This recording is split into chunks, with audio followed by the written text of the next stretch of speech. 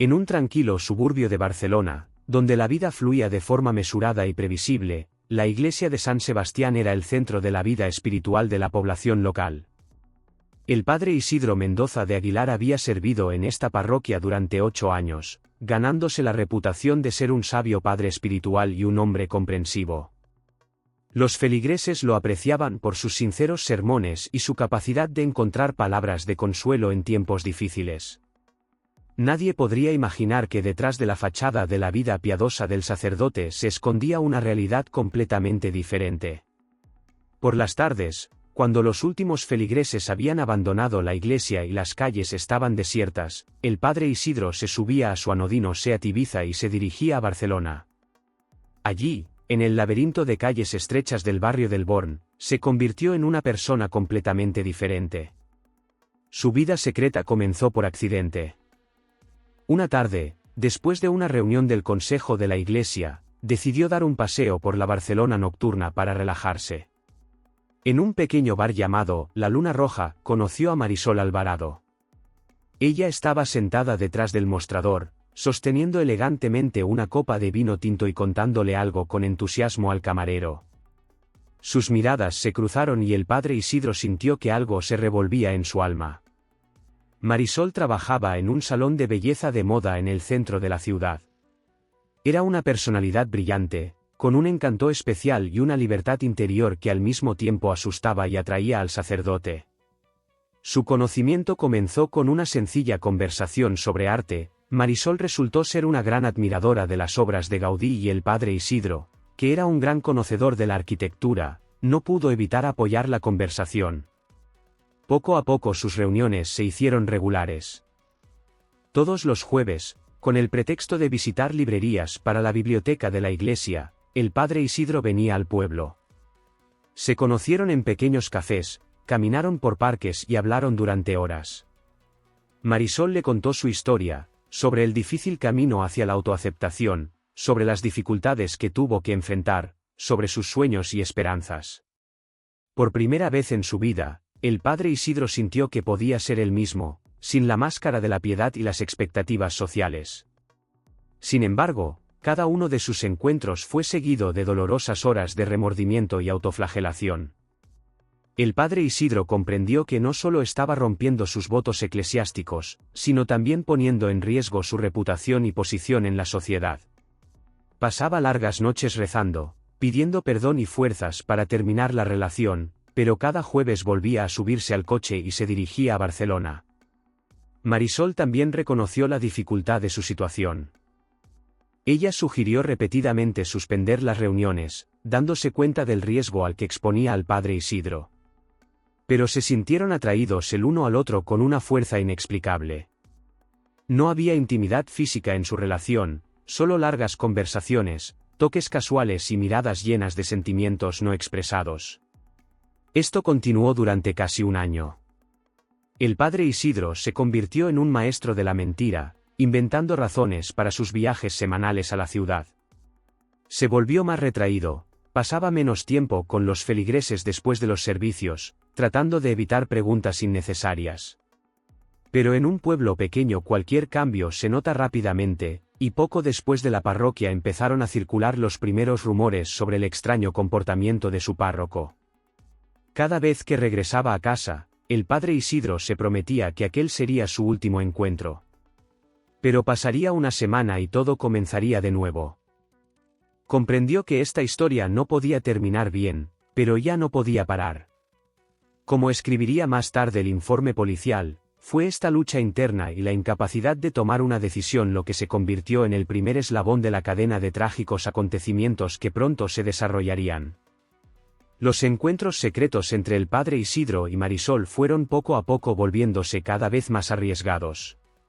Si antes se conformaban con raras citas en cafés desiertos de las afueras de Barcelona, ahora su relación ha crecido hacia algo más profundo y peligroso. Marisol empezó alquilando un pequeño piso en el barrio de Gracia, donde podían visitarse sin miedo a miradas indiscretas. El padre Isidro descuidó cada vez más sus deberes eclesiásticos. Comenzó a faltar a reuniones importantes de la iglesia, alegando dolores de cabeza o la necesidad de visitar a feligreses enfermos. Sus sermones, antes cuidadosamente preparados y perspicaces, ahora a menudo parecían apresurados y superficiales. Los feligreses notaron estos cambios, pero los atribuyeron al cansancio o posibles problemas de salud de su pastor. Marisol también sintió la creciente tensión. Su salón de belleza estaba ubicado en una zona muy concurrida por gente de los suburbios donde servía el padre Isidro. Cada vez que sonaba el timbre de la puerta principal, ella se estremecía, temerosa de ver una cara familiar de la parroquia. Este estrés constante comenzó a afectar su trabajo, se volvió distraída y confundió los pedidos de los clientes varias veces. Su relación se desarrolló rápidamente y pasó de ser una simple amistad a un profundo vínculo emocional. El padre Isidro comenzó a darle a Marisol pequeños regalos, medallones religiosos, libros viejos encontrados en librerías de segunda mano. Ella guardó estos regalos en una caja especial, sabiendo que cada uno de ellos podría convertirse en evidencia que podría destruir sus vidas. Un día casi se topan con la familia Ramírez de la parroquia del padre Isidro en un restaurante de Barcelona. El sacerdote tuvo que salir rápidamente del establecimiento por la puerta trasera mientras Marisol distraía a los visitantes hablando en voz alta por teléfono. Este incidente los hizo aún más cuidadosos, pero al mismo tiempo le dio a su relación un fuerte sabor a fruta prohibida. En su apartamento de Gracia crearon su propio mundo. Marisol le enseñó al padre Isidro a cocinar auténtica paella y él le leyó poesía de poetas medievales españoles. Podrían hablar durante horas sobre arte, religión, filosofía. Marisol compartió sus sueños de abrir su propio salón de belleza y el padre Isidro habló de sus dudas sobre elegir su camino de vida. Pero fuera de ese apartamento, la realidad se volvía cada vez más amenazante. La ama de llaves de la parroquia, doña Consuela, empezó a hacer demasiadas preguntas sobre las frecuentes ausencias del padre. Ella notó recibos de restaurantes de Barcelona en los bolsillos de su ropa mientras la lavaba. Marisol también tuvo problemas, uno de sus clientes habituales empezó a mostrar una curiosidad excesiva por su vida privada. El padre Isidro empezó a perder el sueño. Por la noche, yacía en su estrecha cama en la casa de la iglesia, escuchando cada susurro e imaginando que en cualquier momento alguien podría llamar a la puerta y todo lo que era secreto quedaría claro. Sabía que tenía que terminar la relación, pero la idea de vivir sin Marisol le parecía insoportable. Marisol también se sentía como si estuvieran al borde de un precipicio. Comenzó a notar miradas extrañas de sus vecinos y un día descubrió que alguien estaba hurgando en su buzón. El miedo a ser expuesta se mezcló con el deseo apasionado de estar cerca del hombre que amaba, creando una mezcla explosiva de emociones. Sus reuniones se hicieron menos frecuentes pero más intensas. Cada vez se despedían como si fuera la última vez que se verían. El padre Isidro hablaba cada vez más sobre el pecado y la redención, y Marisol comenzó a pensar en mudarse a otra ciudad. Pero ambos sabían que no podían simplemente separarse y olvidarse el uno del otro. Su historia ha llegado demasiado lejos como para tener un final sencillo y sin dolor. El giro fatídico en la historia del padre Isidro y Marisol se produjo cuando Raúl Espinosa, un ex policía y ahora detective privado con una reputación difícil, apareció en sus vidas. Fue contratado por doña Consuela, quien estaba preocupada por el extraño comportamiento del sacerdote, pero no podía imaginar qué cadena de acontecimientos desencadenaría esta decisión. Espinosa demostró ser un investigador experimentado. En solo 2 semanas de observación, había reunido un dossier impresionante, fotografías de encuentros entre el padre Isidro y Marisol, grabaciones de sus conversaciones en cafés, información sobre un apartamento alquilado en Gracia.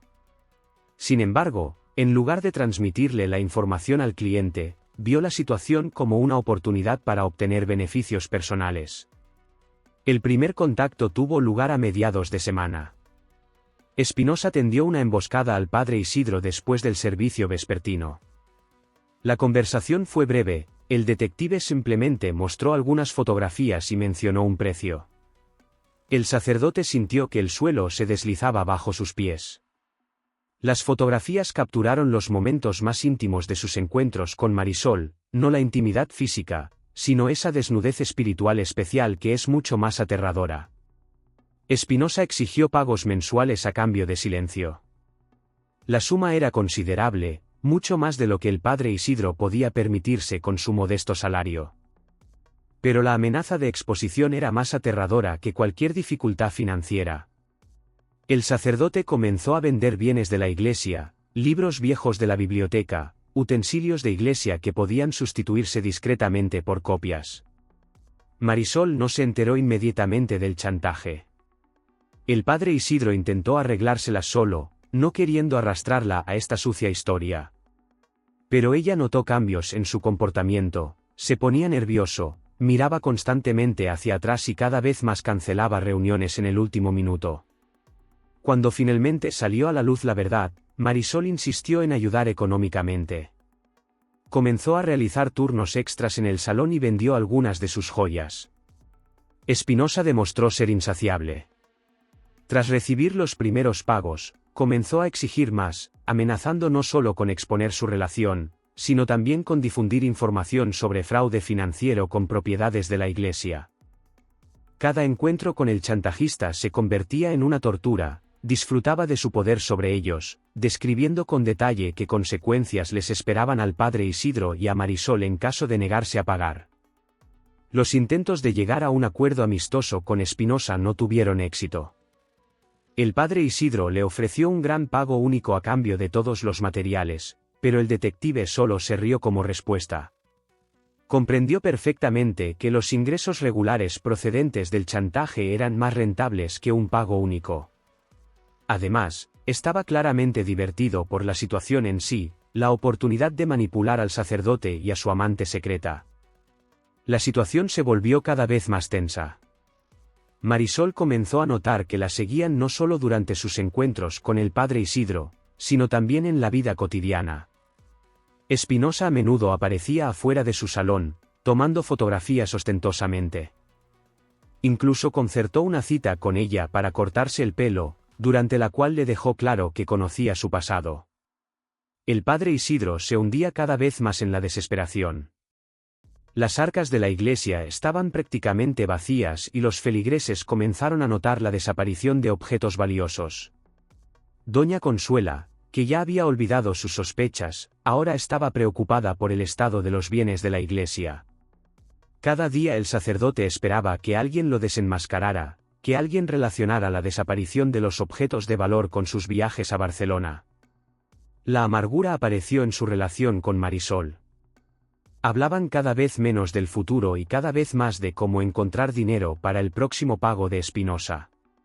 Sus reuniones se convirtieron en conferencias para resolver problemas financieros.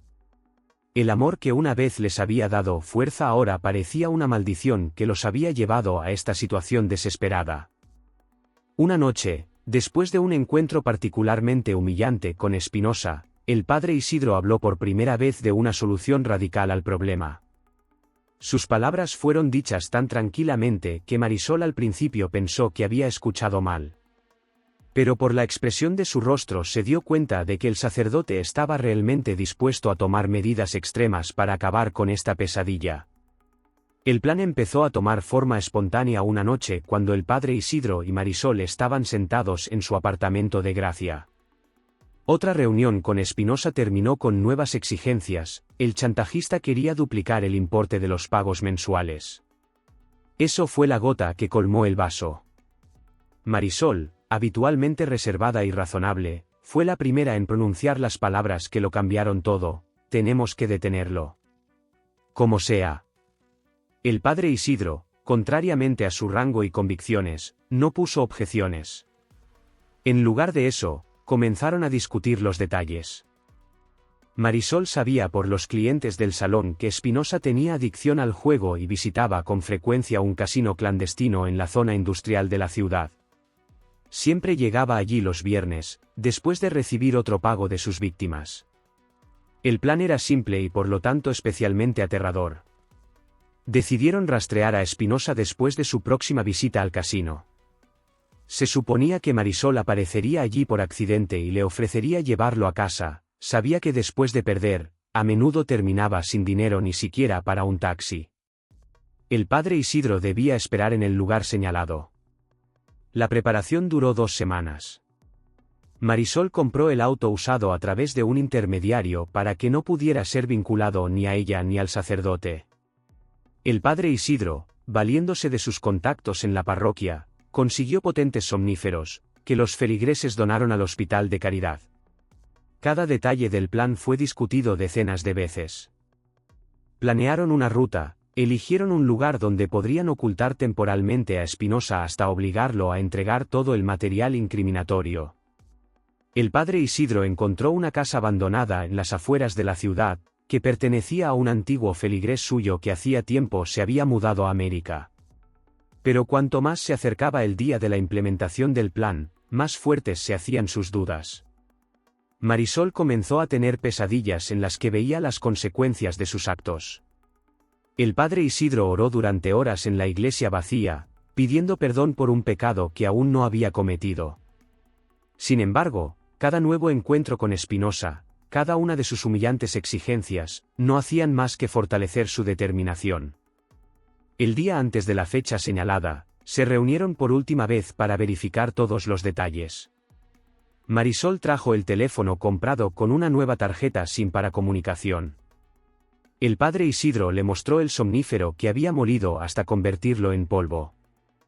Ensayaron los diálogos, pensando cada movimiento, cada palabra. Esa misma noche, el padre Isidro celebró la misa vespertina. Los feligreses notaron que el sacerdote estaba especialmente inspirado cuando hablaba sobre el perdón de los pecados y la redención. Después del servicio, se sentó en el confesionario durante un largo rato, aunque nadie vino a confesarse. Quizás él mismo quería confesar, pero no encontraba las palabras para lo que estaba a punto de hacer. Marisol pasó el día trabajando en el salón. Intentó comportarse como siempre, bromeó con los clientes y comentó las últimas noticias. Nadie podía sospechar que esta amable mujer se disponía a cometer un crimen. Por la noche, permaneció un largo rato frente al espejo, mirándose en el espejo, como si intentara recordar su antiguo yo. La noche anterior a la fecha señalada fue de insomnio para ambos. El padre Isidro tocaba su rosario, susurrando oraciones que, por primera vez en su vida, no le trajeron ningún consuelo. Marisol estaba sentada junto a la ventana de su apartamento, mirando las luces de Barcelona por la noche y pensando en cómo su vida pudo haber dado ese giro. Había un detalle en su plan en el que intentaron no pensar, qué hacer con Espinosa después de que les entregara todos los materiales. Se dijeron que simplemente lo asustarían, lo obligarían a firmar algunos papeles, le pedirían una promesa. Pero en el fondo, ambos sabían que un hombre como Espinosa no se detendría aunque entregara todos los documentos que tenía. Él se vengará, y esta venganza puede ser más terrible que cualquier chantaje. Los acontecimientos de aquella fatídica noche comenzaron a desarrollarse de forma inesperada desde el principio. Espinosa llegó al casino antes de lo habitual, y contrariamente a sus hábitos habituales, tuvo sorprendentemente suerte en el juego. Marisol, que lo esperaba en la barra, observó alarmada cómo la pila de fichas frente al chantajista crecía. Contaban con que, habiendo perdido el dinero, se mostraría más complaciente y aceptaría la oferta de llevarlo. Hacia la medianoche la situación cambió drásticamente. Espinosa, animado por su éxito inicial, comenzó a realizar apuestas cada vez mayores. En menos de una hora, no solo perdió todo lo que había ganado, sino que además se endeudó. Marisol observó cómo su rostro cambiaba de una sonrisa confiada a una mueca de desesperación. Cuando finalmente se levantó de la mesa, se tambaleaba, no por el alcohol, sino por la conciencia de su pérdida. Su encuentro en la barra del bar parecía accidental. Marisol fingió sorpresa, como si no esperara verlo allí. Espinosa, ya bastante borracho y deprimido por la pérdida, se alegró de ver un rostro familiar. Cuando ella se ofreció a llevarlo a casa, él aceptó sin dudarlo, sin siquiera pensar en lo extraño que sería tal oferta viniendo de un hombre al que estaba chantajeando. El padre Isidro estaba esperando en el lugar señalado, en un callejón tranquilo no lejos de una casa abandonada. Cuando el auto de Marisol apareció al final de la calle, su corazón estaba a punto de saltarle del pecho. Las pastillas para dormir ya estaban disueltas en una botella de agua que Marisol, accidentalmente, le ofreció a Espinosa durante el viaje. Sin embargo, el detective, sediento después de beber en el casino, bebió la botella demasiado rápido. La sobredosis se produjo antes de lo previsto. Espinosa comenzó a perder el conocimiento mientras aún estaba en el auto y su habla se volvió arrastrada. Cuando Marisol detuvo el coche cerca del callejón, este ya prácticamente no respondía a los estímulos externos. El padre Isidro, al ver el estado del chantajista, se dio cuenta de que no todo había salido como esperaban. Intentaron reanimar a Espinosa, pero sin éxito. Su pulso se debilitó y su respiración se volvió superficial. Marisol entró en pánico y sugirió llamar una ambulancia, pero ambos sabían que eso significaría exposición inmediata. Mientras intentaban decidir qué hacer, el detective guardó silencio. El padre Isidro, olvidándose de su rango, comenzó a tomar el pulso con manos temblorosas, pero ya era demasiado tarde. Las siguientes horas pasaron como una pesadilla. Actuaron mecánicamente, sin apenas hablarse. El padre Isidro encontró las llaves del apartamento de Espinosa. Marisol fue allí y se llevó todos los materiales relacionados con su caso, fotografías, registros, documentos. El sacerdote, mientras tanto, se ocupó de tapar las huellas de su presencia en el callejón. Escondieron el cuerpo de Espinosa en una casa abandonada que habían visto de antemano. Era una solución temporal, sabían que lo encontrarían tarde o temprano, pero ahora necesitaban ganar tiempo para ordenar sus pensamientos y decidir qué hacer a continuación. El padre Isidro dijo una breve oración sobre el cuerpo, pidiendo perdón no tanto por la muerte del chantajista, sino por todo lo que condujo a esta tragedia. Marisol destruyó todo el material recolectado por Espinosa. Quemó las fotografías una por una, observando cómo las llamas consumían la evidencia de sus reuniones secretas. Entre los papeles se encontraron otros expedientes y resultó que no fueron las únicas víctimas del chantajista. Esta información no me trajo alivio, pero ayudó a aliviar un poco el sentimiento de culpa. Después de esa noche nunca más se volvieron a ver. El padre Isidro regresó a su parroquia, donde le esperaba la rutina habitual de la iglesia, que ahora se convirtió para él en una tortura insoportable.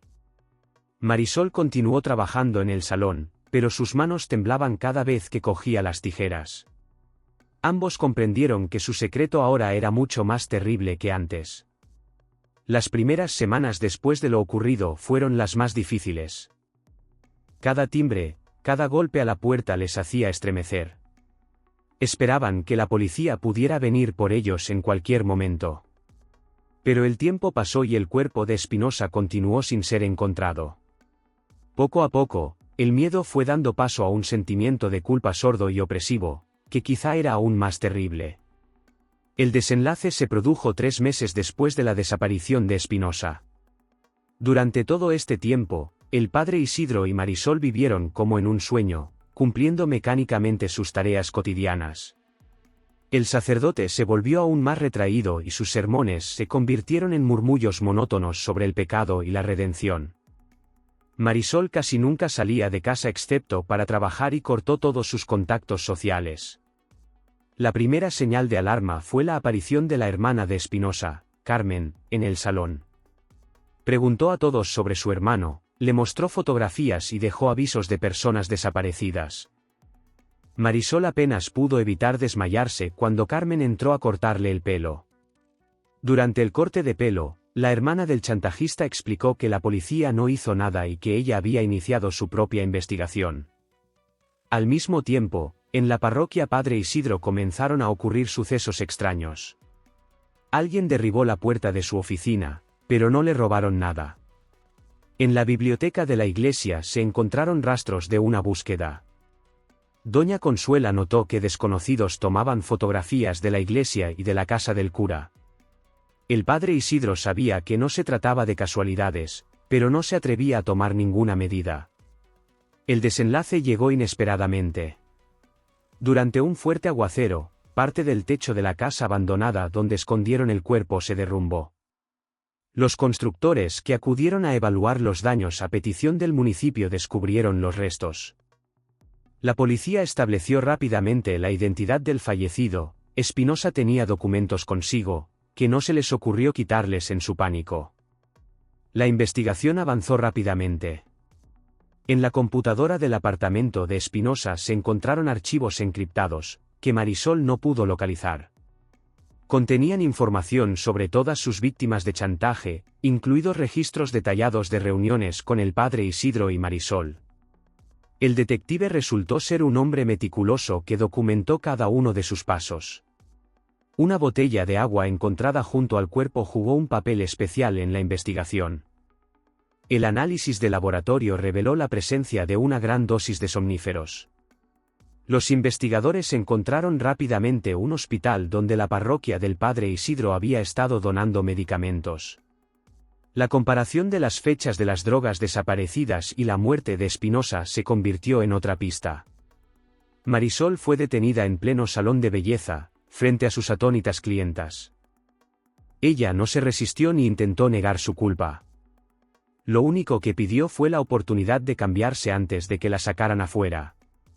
El propio padre Isidro acudió a la comisaría tras conocer la detención de Marisol. Su aparición provocó un verdadero escándalo en la parroquia. Durante el interrogatorio ambos confesaron todo. Sus testimonios coincidían hasta el más mínimo detalle, lo que solo confirmaba la veracidad de su historia. Los investigadores quedaron sorprendidos al ver cómo personas comunes y corrientes, que nunca antes habían tenido problemas con la ley, se vieron envueltas en un caso de asesinato. Les sorprendió especialmente la tranquilidad con la que el padre Isidro y Marisol hablaron de lo sucedido. Durante la investigación se reveló que Espinosa había chantajeado a muchas personas. Tras publicarse la noticia de su asesinato, otras víctimas comenzaron a contactar a la policía. La historia del sacerdote y su amante secreta fue solo una de las muchas de su colección. Algunas de sus víctimas admitieron que también pensaron en una solución violenta al problema, pero no se atrevieron a dar ese paso. Las autoridades de la Iglesia iniciaron su propia investigación, que tuvo como resultado que el padre Isidro fuera destituido. Pero a partir de ese momento ya no le importaba. En su última carta a su rebaño, escribió sobre el pecado, la redención y cómo la verdadera fe no siempre coincide con el dogma de la Iglesia. Marisol comenzó a escribir sus memorias en prisión. Describió en detalle su vida, la historia de su relación con el padre Isidro y los acontecimientos que llevaron a la tragedia. La historia del padre Isidro y Marisol se ha convertido en tema de un acalorado debate público. Algunos lo vieron como una tragedia de dos personas que se convirtieron en víctimas del chantaje y de sus propios miedos. Otros lo utilizaron como argumento en debates sobre moralidad y religión.